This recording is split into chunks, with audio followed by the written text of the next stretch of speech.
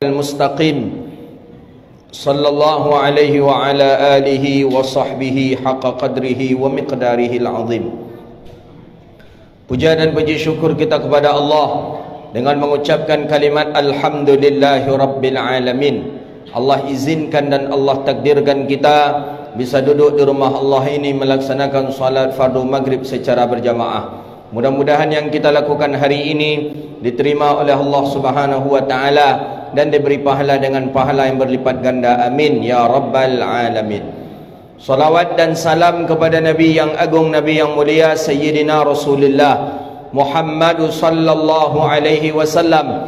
Allahumma salli wa sallim wa barik ala Sayyidina Muhammadin wa ala alihi wa sahbihi ajma'in. Bapak Ibu yang dirahmati Allah, hari ini kita berada di bulan yang mulia bernama bulan Rabi'il Awal. Ulama ada berbeza pendapat tentang bulan yang mulia. 4 perbedaan ulama. Pertama, ada yang mengatakan yang mulia itu adalah bulan Rajab. Kenapa? Karena di dalamnya ada peristiwa yang disebut dengan Isra wal Mi'raj. Datang ulama yang kedua, bahwa yang mulia itu bulan Sya'ban, karena ada amalan malam di dalam bulan Sya'ban. Apabila kita beribadah pada malam itu, maka Allah ampuni dosa kita sebanyak bulu domba yang ada pada Bani Kilab. Bani Kilab ni terkenal dombanya itu ratusan ribu ekor. Jadi kata Nabi, siapa yang beribadah pada bulan nisfu Sya'ban, maka akan Allah ampuni dosanya sebanyak bilangan bulu domba Bani Kilab.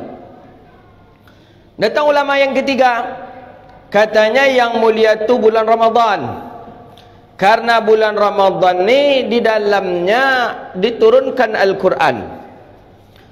Bulan Ramadan ini pun di dalamnya ada satu malam yang apabila kita beribadah pada malam itu sama nilainya dengan beribadah selama 1000 bulan, yaitu malam Lailatul Qadar. Datang Imam Bajuri yang keempat. Kata Imam Bajuri, bukan Rajab yang paling mulia, bukan Sya'ban yang paling mulia, bukan Ramadan yang paling mulia. Yang paling mulia adalah bulan Rabi'il Awal. Ini kita dalam bulan Rabi'il Awal ini. Ditanya 5, kenapa kok bulan Rabi'il Awal pula yang mulia? Kata Imam Bajuri, laulaha ma Ramadan. Kalau bukan karena bulan Rabi'il Awal, Ramadan takkan ada. Kalau tidak karena Rabi'il Awal, Sya'ban takkan ada. Kalau tidak karena Rabi'il Awal, Rajab takkan ada. Iya juga. Ramadan tu adanya kan karena Nabi Muhammad. Nisfu Sya'ban tu ada kan karena Nabi Muhammad. Isra Mi'raj yang diangkat ke langit itu kan Nabi Muhammad. Maka bulan yang paling mulia, yang paling bersejarah itu adalah bulan Rabi'il Awal. Ini sekarang kita berada dalam bulan Rabi'il Awal. Apa bulan Rabi'il Awal kekhususiatannya? Dilahirkan Rasulullah. Ittifaqul ummah, sepakat ulama, sepakat umat mukmin di dunia ni bahawa Nabi dilahirkan bulan Rabi'il Awal. Oh, bolehkah memperingati Maulid Nabi? Ya, di mana tidaknya? Tidak ada orang ketika memperingati Maulid Nabi minum khamar. Tak ada orang ketika memperingati Maulid Nabi sambil berjudi. Tak ada orang memperingati Maulid Nabi sambil goyang-goyang buka aurat. Tak ada. Seluruhnya ritual peringatan Maulid Nabi, seluruhnya dianjurkan oleh Rasulullah. Baca Quran dianjurkan oleh Nabi. Dibuat di masjid, diadakan silaturahmi, dibaca kisah tentang Rasulullah, kemudian bersalam-salaman kita. Ini semua adalah metode yang diajarkan oleh baginda Rasulullah sallallahu alaihi wasallam. Ada apa sebenarnya dengan Nabi kok harus kita ingat lagi Nabi sallallahu alaihi wasallam? Allah menyuruh kita dalam Al-Quran apa? Perintah.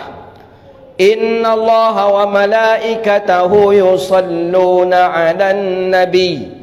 Ya ayyuhalladzina amanu sallu alaihi wa sallimu taslima.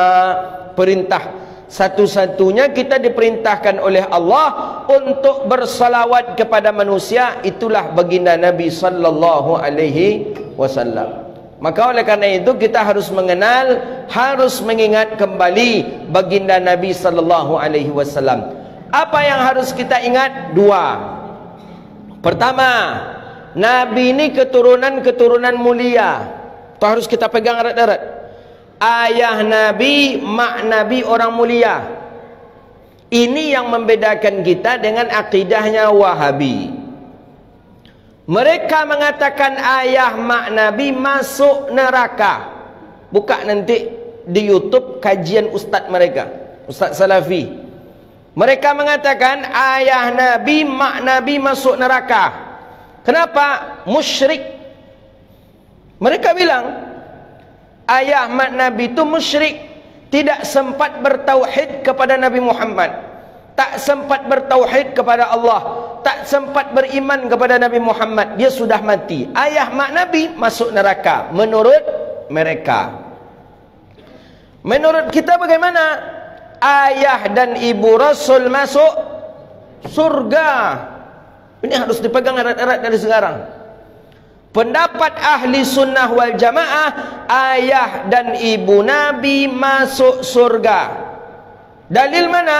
Buka dalam Al-Quran surah Al-Isra ayat 15. Apa kata Allah dalam Al-Quran?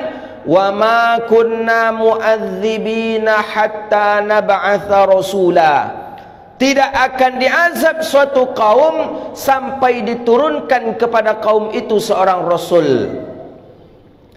Nabi ayahnya meninggal dunia, Nabi usia berapa? 2 bulan dalam perut ibu. Ayah meninggal. Ketika ibu meninggal dunia, Nabi usia berapa? 6 tahun. Sudah diangkatkah Nabi menjadi rasul? Belum. Sudah diangkatkah Nabi ketika ayahnya meninggal, Nabi diangkat menjadi rasul? Belum. Maka zaman itu disebut dengan zaman ahli fatrah. Zaman apa namanya? Ahli fatrah. Sepakat ulama ahlus sunnah wal jamaah bahwa orang yang berada di zaman ahli fatrah najun, mereka selamat dan masuk ke dalam surga Allah subhanahu wa ta'ala. Ini yang membedakan akidah kita dengan mereka. Mereka lantang mengatakan, buka nanti YouTube mereka.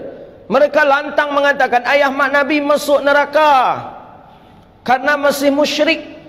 Menurut kita, akidah kita ahli sunnah wal jamaah, ayah mak Nabi masuk surga. Dalil Al-Quran surah Al-Isra ayat 15. Ustaz, Abu Jahal, Abu Lahab apunya masuk neraka Ustaz. Abu Jahal, Abu Lahab kau tangkau. Mada Nabi dah diangkat menjadi rasul, dia masih memerangi Rasulullah. Nabi sudah diangkat menjadi rasul, dia ikut melawan Nabi.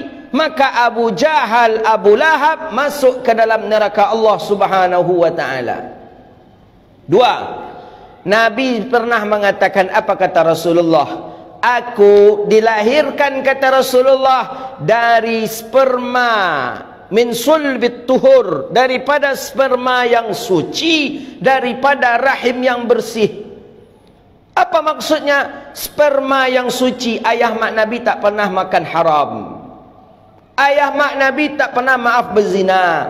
Ayah mak Nabi tak pernah makan riba. Ayah mak Nabi tak pernah berjudi. Ayah mak Nabi tak pernah mencuri. Ibu Nabi pun begitu. Ibu tak pernah mencuri, ibu tak pernah makan riba, ibu tak pernah berzina. Naudzubillah, ibu tak pernah. Maka Nabi mengatakan, aku dilahirkan dari sperma yang suci, daripada rahim yang bersih. Maka lahirlah anak nurun ala nur, manusia cahaya. Itulah Sayyidina Rasulullah sallallahu alaihi wasallam. Maka hati-hati, hati-hati betul kita. Jangan sampai kita mengklaim ayah mak Nabi masuk neraka, tapi akidah kita ahlu sunnah wal jamaah, ayah mak Nabi dihitung ke zaman siapa? Ahli fatrah, kosong wahyu, kosong para nabi. Zaman itu disebut dengan zaman ahli fatrah. Orang yang hidup di zaman ahli fatrah najun, mereka selamat masuk ke dalam surga Allah subhanahu wa ta'ala. Dunia. Jadi Nabi Muhammad ini bukan orang sembarangan. Ayah Nabi orang baik. Ayah Nabi orang yang walaupun dia ketika itu tidak ada syariat, tapi ayah mak Nabi tak pernah melakukan perkara yang dilarang dalam syariat. Maka disebutkan dalam satu rawi, fa akrim bihi min nasabin taharahu Allah taala min sifahil jahiliyah. Allah sucikan, Allah bersihkan daripada keturunan-keturunan Rasulullah min sifahil jahiliyah, daripada kebodohan-kebodohan jahiliyah. Dihilangkan, dihapuskan, tak ada pada diri dan keturunan Rasulullah sallallahu alaihi wasallam. Ini dia. Nabi Muhammad manusia mulia. Nurun ala nur, cahaya di atas cahaya. Apa maksud cahaya di atas cahaya? Memang Rasulullah sallallahu alaihi wasallam orang pilihan Allah, memberi penerangan kepada manusia. Orang-orang yang dahulunya tersesat, tak nampak jalan karena adanya cahaya dari Rasulullah sallallahu alaihi wasallam. Maka Nabi Muhammad orang mulia. Nabi Muhammad ini kalau kita baca sejarah, beliau ini dilahirkan oleh ibu 9 bulan dalam kandungan, tidak lebih dan tidak kurang.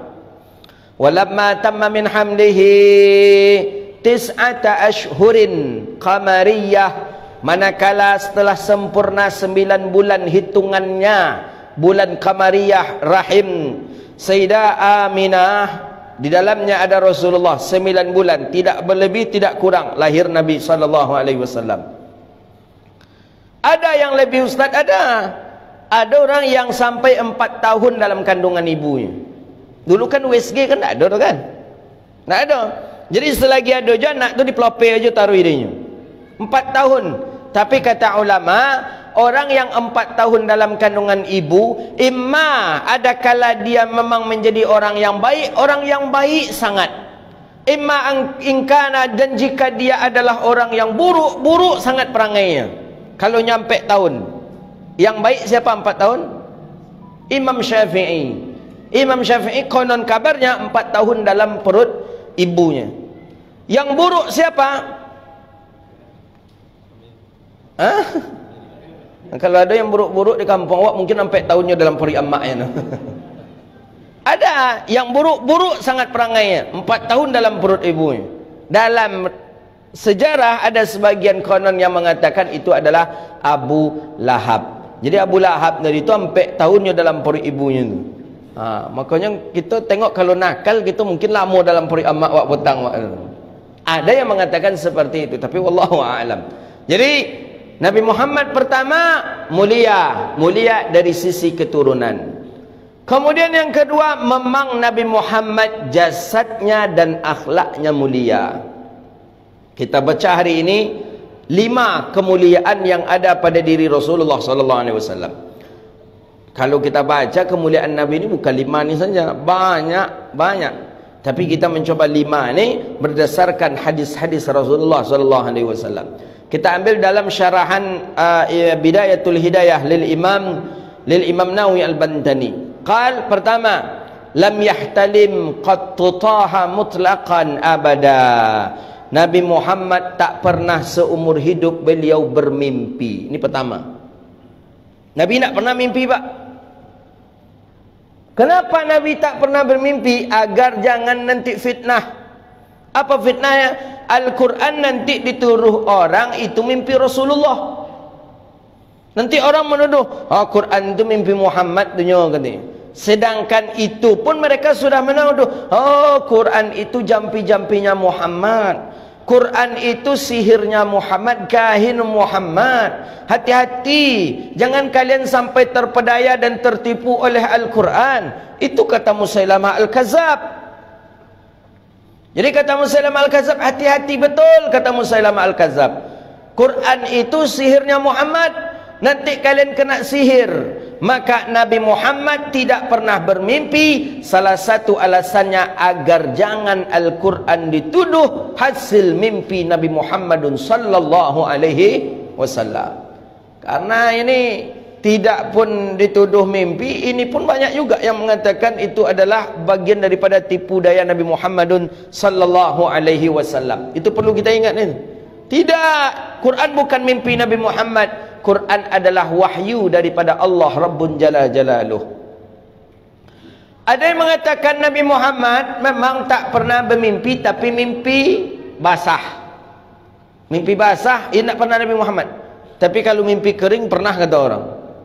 Tapi menurut sebagian jumhur, baik mimpi Nabi mimpi basah atau selain daripada mimpi basah, tetap Nabi Muhammad tak pernah bermimpi. Itu dia. Jadi kalau ada orang mengatakan, tak usah pakai Sayyidina, biasa-biasa aja lah, Muhammad tu manusia biasa macam kita. Awak makannya makan, awak nikahnya nikah, awak sakitnya sakit. Muhammad punya anak, kita punya anak. Oh, beda. Jangan disamakan. Kalau yang sama tu Muhammad yang mana? Muhammad nak mengalela dua di pasar, mungkin juga sama jawab. Tapi kalau Muhammadur Rasulullah mulia, bukti satu saja. Nabi tak pernah menguap. Kita di siko siapa yang tak pernah menguap? Menguap, tahu kan menguap kan? Apa namanya tu? Menguap tu. Siapa di antara kita di siko yang tak pernah bermimpi? Kita jangan ke bermimpi, mengigau. Tahu mengigau? Apa bahasa Indonesia mengigau tu? Mengigah. Pernah kita mengigau. Kedua, wa mata sa'aba aslam fi mada zamani. Nabi tak pernah menguap seumur hidupnya. Ini dia. Ini sifat kemuliaan Nabi yang kedua. Tak pernah menguap. Maka dalam hadis sahih Bukhari, hadis riwayat daripada Abi Hurairah radhiyallahu taala an, Nabi sallallahu alaihi wasallam bersabda, apa kata Nabi? At-tatha'ubu minasyaitan. Menguap itu daripada syaitan, kata Rasulullah. Siapa di antara kalian yang menguap, maka hendaklah dia menahannya. Jadi kalau awak menguap, tahan, jangan langsung lopehkan, tahan. Gitu je caranya. Kalau tak bisa ditahan, fayuradhu, maka tak apa-apa, tapi tutup mulut kita dengan punggung tangan kiri. Diajarkan oleh Rasulullah sallallahu alaihi wasallam. Kemudian apa kata Rasulullah? Man qala 'inda tatha'ubiha dhahakus syaitan. Siapa yang berkata kata Nabi, ketika dia menguap, maka tertawalah syaitan kepadanya. Jadi awak biasa kalau ada orang menguap, itu tertawa syaitan. Kenapa syaitan tertawa? Kata syaitan, ini sudah aku pastikan dia teman aku. Maka dipastikan pula orang yang menguap kalau mengucapkan aing bawa je lainnya tu setan nang main. Setan yang mengatakan siapa? Rasulullah. Dalam hadis dalam sahih Imam Bukhari, dhahakus syaitan, tertawa syaitan. Kenapa syaitan tertawa? Karena syaitan sudah meyakini orang ini adalah bagian daripada saudaraku. Maka jangan bapak-bapak, kalau menguap tu tahan. Tak bisa tahan, tutup. Jangan keluarkan suara sedikit pun. Jangan. Dhahakus syaitan. Hadis dalam sahih Imam Bukhari. Pas amin solat, pas pula ngantuk, pas pula menguap. Oh yes, berarti ya mungkin kalau kita langsung menyampaikan amin, sama je tiba ni. Sama tiba. Dia mesti harus ditahan ya. Satir famah. Tahan dengan tangan umpamanya dengan tahan.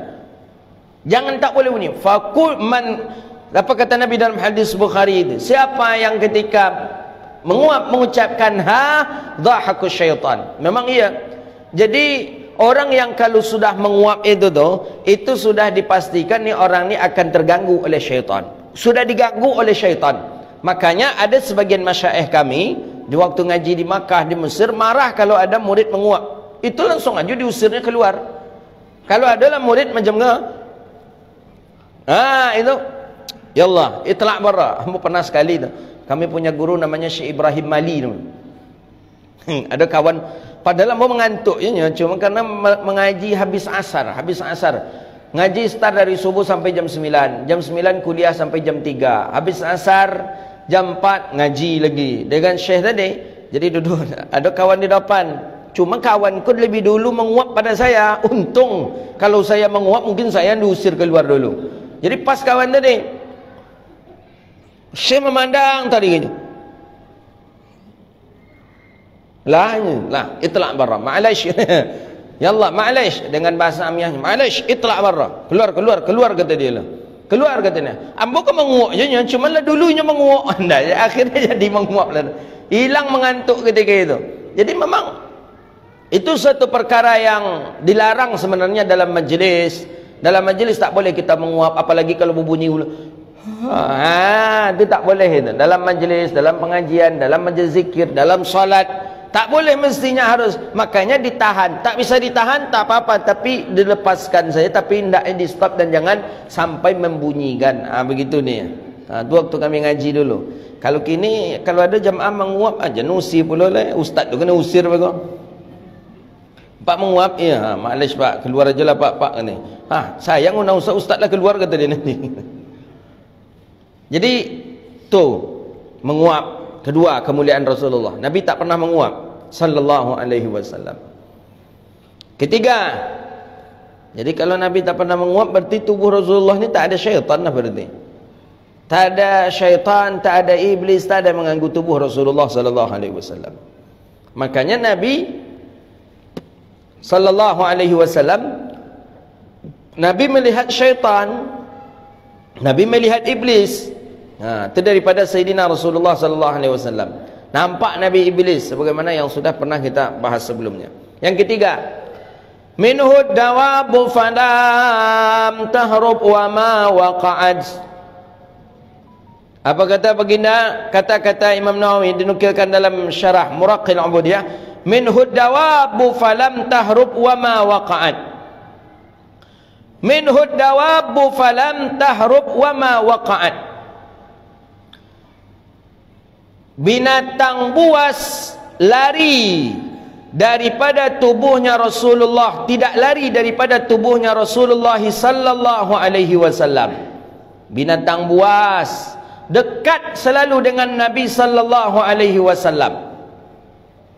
Jadi binatang buas ini tak pernah lari dari tubuh Nabi, ingin dekat dengan Rasulullah terus.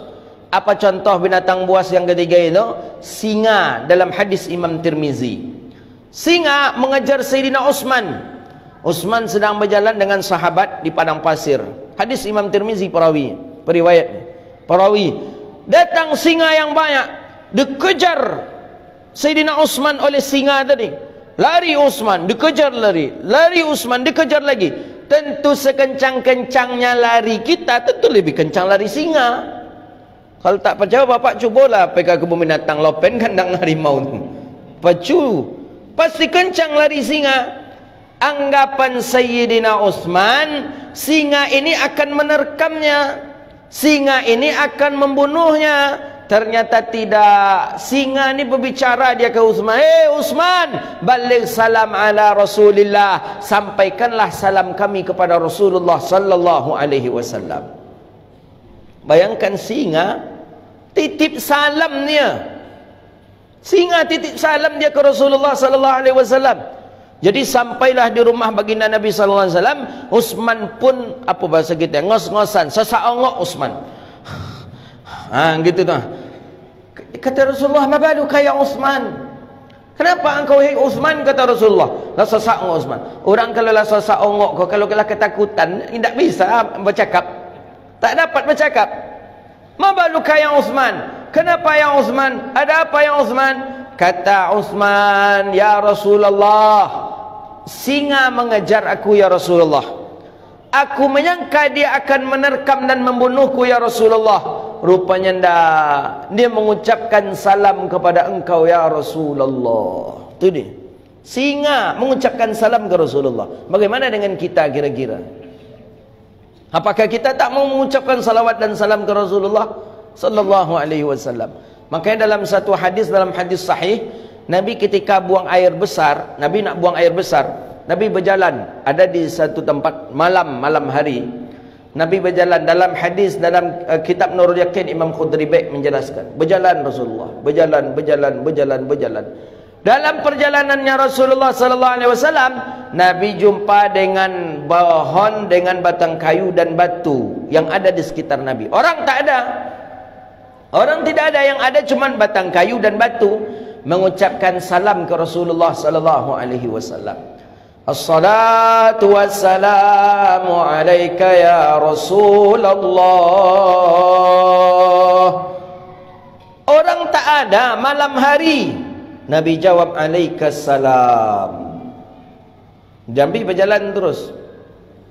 Ada lagi suara, assalatu wassalamu alaika ya Rasulullah. Alaikassalam, kata Rasulullah. Nabi mulai curiga, mulai khawatir. Orang tak ada masalahnya, tak ada je mengucapkan salam. Cubalah kalau gitu berjalan malam-malam, di jalan saja, tak ada orang kiri kanan. Ada orang mengucapkan salam kau, assalamualaikum pak, kata, macam mana kira-kira? Langkah lari kaki lari kita itu, takut kita. Salatu wassalamu alaika ya Rasulullah. Nabi kata, Jibril, man ballagha alayya salam, siapa yang mengucapkan salam kepadaku? Tu Jibril. Kata Jibril, ya Muhammad, innan nabata minal hajara wasyajar yusallim alaik.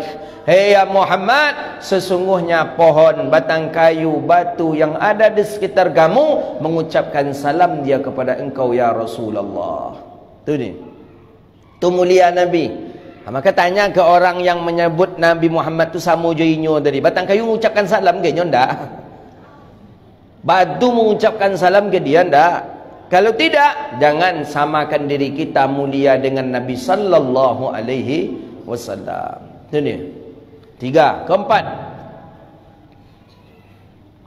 wala yuradhilluhu fi syamsi dhulfatani. Nabi Muhammadun sallallahu alaihi wasallam tidak menghasilkan bayang-bayangan di tubuh beliau. Tubuh Nabi tak ada bayang-bayang pak. Beda dengan tubuh kita. Tubuh kita ada bayang-bayang. Kita cahaya lampu ada ni, berbayang-bayang gitu. Nabi Muhammad tak ada bayang-bayang sedikit pun. Ka'annahu kazzujajah, seolah-olah Nabi Muhammad itu seperti kaca. Kaca kena sinar matahari. Adakah bayang-bayangan kaca? Tidak. Ini air, ini gelas diisi air punya bayang-bayangan dia. Nabi Muhammad tidak, seolah-olah langsung masuk cahaya tadi ke tubuh Nabi sallallahu alaihi wasallam. Seperti kaca tembus daripada cahaya itu ke dalam kaca. Begitulah tubuh Rasulullah sallallahu alaihi wasallam. Maka itulah disebut dengan nurun ala nur, cahaya di atas cahaya. Cahaya yang paling tinggi apa? Matahari. Tapi ternyata Nabi Muhammad lebih terang daripada matahari. Maka itulah dulu orang Melayu ketika turun mandi anak namanya atau akikah, apa orang kita bawa tala'al badru, bawa berzanji. Dengarlah apa yang dibaca orang ketika berzanji itu. Anta syamsun anta badrun anta nurul fawqa nuri anta irsilu wa ghali anta misbahus suduri. Allah ya Nabi, itu dibaca orang dulu. Jadi orang kita Melayu ini dari dulu sudah mengenalkan ke kita. Apa yang dikenalkan kepada kita? Mengenalkan kepada kita Nabi Muhammad itu lebih tajam cahaya yang ia miliki daripada matahari. Abu Suruji, bapak daripada bapaknya cahaya, itulah Sayyidina Rasulullah sallallahu alaihi wasallam. Maka dalam hadis sahih disebutkan, riwayat Sayyidina Jabir bin Abdullah kalau tak salah, ketika sahabat bertanya ke Rasulullah, ya Rasulullah, apa awal mula yang Allah ciptakan sebelum Allah menciptakan segala sesuatu? Apa yang pertama kali Allah ciptakan sebelum Allah menciptakan segala sesuatu? Apa jawaban Nabi? Awal khalaqallaha qabla kulli syai'. Awal pertama yang Allah ciptakan sebelum Allah menciptakan sesuatu. Apa kata Nabi? Nuri, cahaya aku, kata Nabi Muhammad. Maka dari hadis itu lebih tua Nur Muhammad daripada jasadnya Nabi Adam. Nabi mengatakan, sebelum diciptakan segala sesuatu, nur aku, cahaya Nabi Muhammad pertama kali yang diciptakan oleh Allah Rabbun Jalla Jalaluh. Maka oleh karena itu Nabi Muhammad tidak ada bayang-bayangan di tubuh Nabi sallallahu alaihi wasallam. Jadi sahabat berjalan dengan Rasulullah. Sahabat berjalan. Sahabat ada bayang-bayangan. Tiba di Nabi tidak ada bayang-bayangan. Kan kaget gitu ya. Kita ada bayang-bayang. Awak apalagi kalau lampu mati, hidupkan lilin, ageko ke dinding ha. Kadang memang geko kita jana anak macam burung kan. Itu tanda kita ni, fisik kita ni ada. Berfisik kita. Kalau Rasulullah enggak. Tak ada bayang. Jangankan lampu matahari yang begitu terang saja tidak menghasilkan bayang-bayang kepada Sayyidina Rasulullah sallallahu alaihi wasallam. Maka dari dalil itulah tak boleh kita membuat karikatur Nabi Muhammad. Tak boleh membuat melukis Nabi Muhammad, haram. Tak boleh membuat foto Nabi Muhammad, tak boleh membuat boneka Nabi Muhammad, tak boleh membuat sesuatu diumpamakan seperti Nabi Muhammad. Kenapa? Karena Nabi Muhammad jauh lebih cantik, lebih indah, lebih bagus daripada yang diukir oleh manusia hari ini. Maka kalau kita ingin membuat Muhammad, cukup tulisan mim ha mim dal Muhammad sallallahu alaihi wasallam. Ini kelima. Apa kemuliaan Rasulullah yang kelima? Wa ma waqa'at zubabatun abadan fi jismihil hasani. Wa ma waqa'at zubabatun abadan fi jismihil hasani. Tubuh beliau tak pernah dihinggapi oleh lalat. Lalat, tahu lalat? Zubab bahasa Arabnya. Bahasa Indonesianya lalat. Kalau bahasa awaknya langau. Kalau ada yang tak tentu dia payah aja ada tu. Langau, lalat tak pernah hinggap di tubuh Nabi yang mulia. Tak pernah hinggap lalat. Kenapa lalat tak hinggap di tubuh Rasulullah? Nabi bersih. Nabi bersih sallallahu alaihi wasallam. Bersih, wangi. Maka itu kiai yang di Jawa yang gondrong yang bilang Nabi rembesan, Nabi ingusan itu tuh betul-betul kurang ajar. Nabi bersih. Nabi dari kecil sudah dijaga selalu oleh Jibril. Dari mana kita tahu? Ketika Sayyidah Halimah Sa'diyah menyusui Rasulullah. Halimah ni orang yang hidup biasa-biasa saja. Tapi semenjak dia menyusukan Rasulullah, Halimah Sa'diyah tak pernah rumahnya kehabisan makanan. Tak pernah kosong makanan di rumah Halimah Sa'diyah. Datang buah-buahan, datang lagi daging, datang lagi ayam, datang lagi sayur-sayuran setiap hari. Dan itu tidak kenal dengan orang yang mengantarkan ke rumah itu. Baca riwayat hadis itu. Tidak kenal. Kalau ada orang antar makanan ke rumah kita tahu. Oh itu dari ibu yang di simpang tu. Oh itu dari yang di belakang tu. Oh itu dari yang di situ. Tahu kita. Halimah Sa'diyah tak tahu. Kenapa tak kenal? Karena yang mengantarkan itu adalah Jibril. Nabi tak dihinggapi oleh lalat. Tak pernah dihinggapi oleh lalat Rasulullah SAW. Lalat ni ma'ruf, kenal kita. Lalat ni kan hewan yang kotor. Hinggap di tempat yang kotor, kemudian menempel lagi ke kita. Kadang lalat tadi di mungku gitu tu. Sudahnya hinggap, maaf, di taik, hinggap pula dia di sini kita. Berarti samui kau awak hina dengan taik tadi. Apa pula harus kita sombongkan hidup di dunia ni? Sama hina kita dengan yang dihinggapi oleh lalat. Siapa di antara kita di sini yang tak pernah dihinggapi lalat? Coba acung tangan. Semua kita pernah. Berarti tidak sama kita dengan Sayyidina Rasulullah sallallahu alaihi wasallam. Jauh lebih mulia Nabi dibandingkan dengan kita sallallahu alaihi wasallam. Jadi jangan kita, oh enggak, Muhammad tu biasa je ni, enggak usah terlampau mengagung-agungkan. Biasa-biasa aja lah. Oh enggak, Nabi itu luar biasa. Tubuh Nabi tak dihinggapi oleh lalat. Kenapa tak dihinggapi oleh lalat? Karena bau tubuhnya harum. Bau tubuh Rasulullah wangi. Ketika Ummu Sulaim mengumpulkan keringat Nabi, Nabi tidur. Nabi tidur kailulah, tidur sebelum zuhur. Tidur Rasulullah. Ketika Nabi tidur kailulah tadi, AC sama Nabi mana ada AC? Kipas angin mana ada kipas angin? Panas di Madinah. Sekarang panas di Riau, belum sepanas di Madinah lagi. Panas luar biasa di Madinah. Nabi ketika tidur, alasnya anyaman pelepah kurma. Itu jadi tikar Rasulullah. Tidur Rasulullah, tidur siang. Keringat banyak keringat keluar, keringat. Nabi bangun dari tidurnya, Ummu Sulaim ada di rumah Rasulullah. Diambillah oleh Ummu Sulaim keringat Nabi tadi memakai kapas, dimasukkan ke dalam botol kecil. Hadis ini sahih. Dia ambil, masukkan botol kecil. Masukkan botol. Penuh botol kecil ini oleh keringat Rasulullah sallallahu alaihi wasallam, diletakkanlah di dinding rumah Nabi. Rumah Nabi anyaman tadi diselipkan di sana daripada botol kecil tadi. Seminggu, 2 minggu, 3 minggu baru nampak oleh Rasulullah. Ketika Nabi nampak, Nabi ambil. Nabi ambil, Nabi buka.